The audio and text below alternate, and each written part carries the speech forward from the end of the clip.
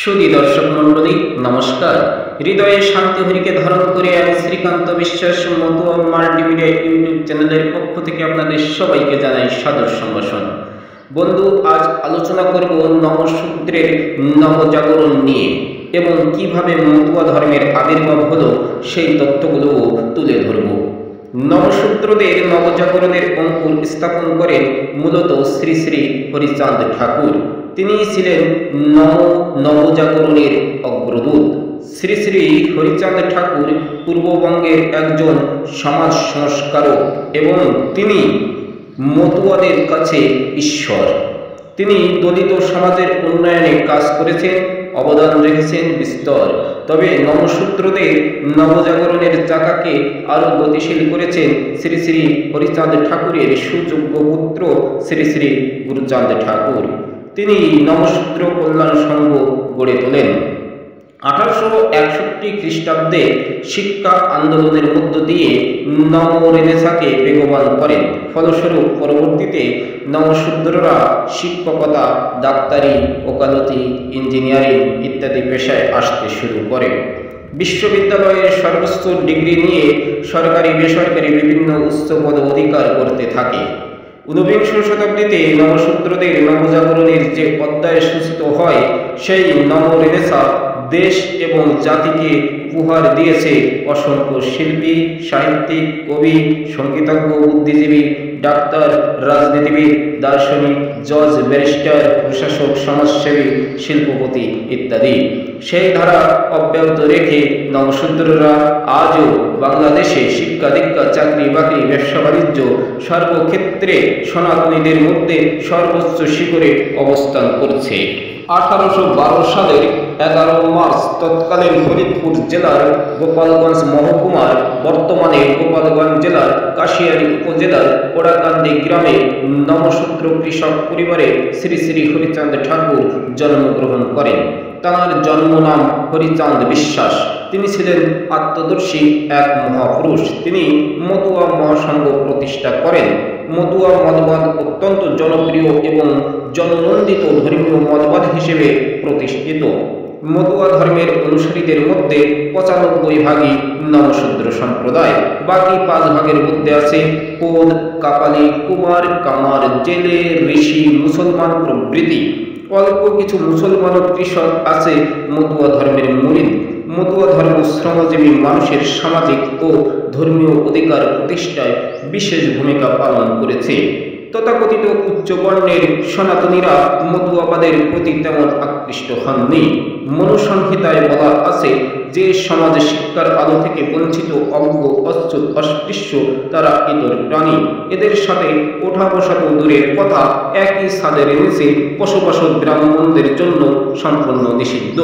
এমনকি এইসব ইতর প্রাণীদের সাথে একই গাছের নিচে দাঁড়াতেও ব্রাহ্মণদের বিধি নিষেধ করা হয়েছে। পরবর্তীতে পরাশর সংহিতাতেও প্রায় একই রকম অনুশাসন দেওয়া হয়েছে। বলা আছে, কোনো চণ্ডালকে মেরে ফেলা বা খুন করা কোনো ব্রাহ্মণের জন্য তেমন কোনো অপরাধ বলে গণ্য হয় না। খুন করার পর সেই ব্রাহ্মণ একদিন এবং এক রাত্রি উপোস থেকে ধ্যান করলেই তার পাপ মোচন হয়। পরাশর সংহিতা অনুযায়ী চণ্ডাল বা শূদ্রের রান্না করা ভাত ব্রাহ্মণদের কাছে গো মাংস সম অপবিত্র। বশিষ্ঠ পুরাণে বলা আছে, শূদ্রের অন্ন খেয়ে কোনো ব্রাহ্মণ মারা গেলে পরজন্মে সে শূকর রূপে জন্মগ্রহণ করবে। তখন থেকে সেই সময়ের সমাজে অস্পৃশ্যতার ভয়াবহতা এবং পশ্চাৎপদ শ্রেণীর মানুষের উপর তথাকথিত উচ্চ বর্ণের নিগ্রহ, নির্যাতন, নিষ্পেষণ সহজে স্পষ্ট হয়ে ওঠে। শত শত বছর ধরে নির্যাতন, বঞ্চনা এবং অস্পৃশ্যতার জাতাকলে পিষ্ট শ্রমজীবী অনগ্রসর মানুষের মুক্তির উপায় খুঁজছিল।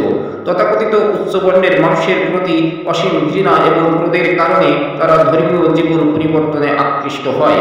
এই বাংলায় বৌদ্ধ ধর্ম আবির্ভাবের সাথে সাথে তারা দলে দলে বৌদ্ধ ধর্মে দীক্ষিত হয়ে হাজার বছরের ব্রাহ্মণ্যবাদের বিরুদ্ধে দ্রোহের সূচনা করে। পরবর্তীতে এইভাবে ইসলাম ধর্মের আগমনেও তারা তাদের জীবন পথ পরিবর্তন করে। ভারতবর্ষে ব্রিটিশ শাসন শুরু হলে বিভিন্ন স্থানে মিশনারিজ অফ চ্যারিটিজ সেবার নামে খ্রিস্ট ধর্ম প্রচার করতে থাকে। তখনও নমশূদ্র সহ অত্যাচারে জর্জরিত অনেক সম্প্রদায়ের মানুষ খ্রিস্ট ধর্মে দীক্ষিত হয়, কিন্তু উচ্চবর্ণের মানুষের উন্নাসিকতা ও অত্যাচারী মনোভাব এবং তাদের প্রতি নিষেধের ক্রোধ এবং ঘৃণা পাশাপাশি প্রবহমান থেকে যায়। বিধিনিষেধের সেই পিঞ্জর ভেঙে দলিত শ্রেণীর মানুষদের মধ্যে ধর্মান্তরিত হয়ে মুক্তির পথ বেছে নেওয়ার ধারাও অব্যাহত থাকে। এমন একটি আত্মসামাজিক অবস্থায় আবির্ভাব হয় পূর্ণ ব্রহ্ম, পূর্ণানন্দ, পূর্ণ অবতার শ্রী শ্রী হরিচাঁদ ঠাকুরের। উদ্ভব হয় মতুয়া ধর্মের। মতুয়া শব্দের অর্থ কোনো বিশেষ মতাদর্শে বা ভাবাদর্শে উদ্বুদ্ধ একটি জনগোষ্ঠী। আদি অস্ট্রেলীয় মাউরি জনগোষ্ঠীয় ভাষায় মতুয়া শব্দের অর্থ বন্ধু সঙ্গ। মতুয়া ধর্ম সনাতন লোকধর্মের একটি শাখা মাত্র। কায়িক শ্রমজীবী মানুষের কাছে এই ধর্ম ক্রমেই জনপ্রিয় হয়ে ওঠে। এই ধর্মে পুরনো প্রাতিষ্ঠানিক ধর্মের কঠোর শাস্ত্রীয় বিধিনিষেধ নেই, কঠিন কোনো নিয়মেরও বালাই নেই। চলমান জীবন, সংসার, কাজ কর্ম সবকিছু অক্ষুণ্ণ রেখে অতি সহজেই পালন করা যায় এই ধর্ম। বলা যেতে পারে মতুয়া ধর্ম হলো মা মাটি মানুষের ধর্ম। এই সমাজে প্রথাগত প্রতিষ্ঠিত ধর্মের মতো মতুয়া ধর্মেও রয়েছে জীবন আচারের অনুশাসন। মোট 12টি সহজবোধ অনুশাসন বা আজ্ঞা রয়েছে।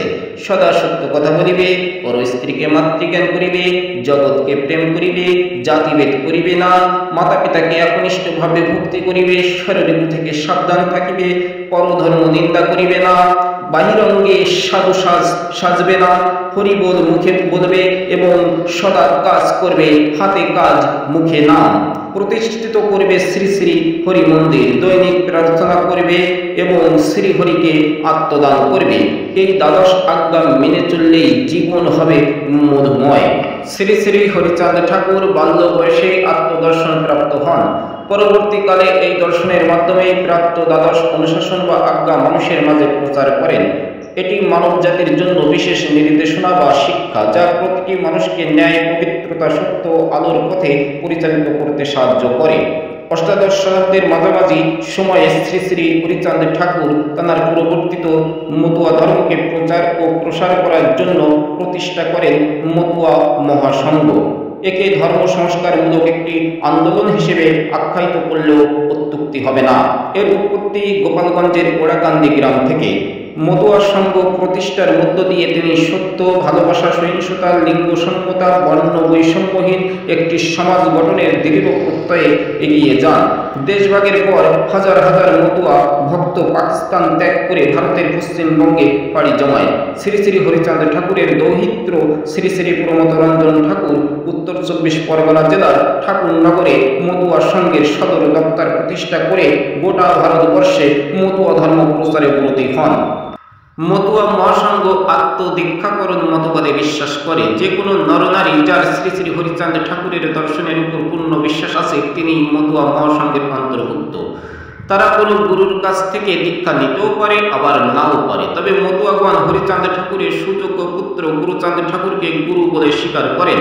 তারা মনে করেন গুরুচাঁদ ঠাকুরের প্রতি ভক্তি না থাকলে সাধন ভজন সবই বৃথা তাদের। সাধন ভজনের ক্ষেত্রে মতুয়ারা গুরুচাঁদ ঠাকুরকে অধিক গুরুত্ব দিয়ে থাকে।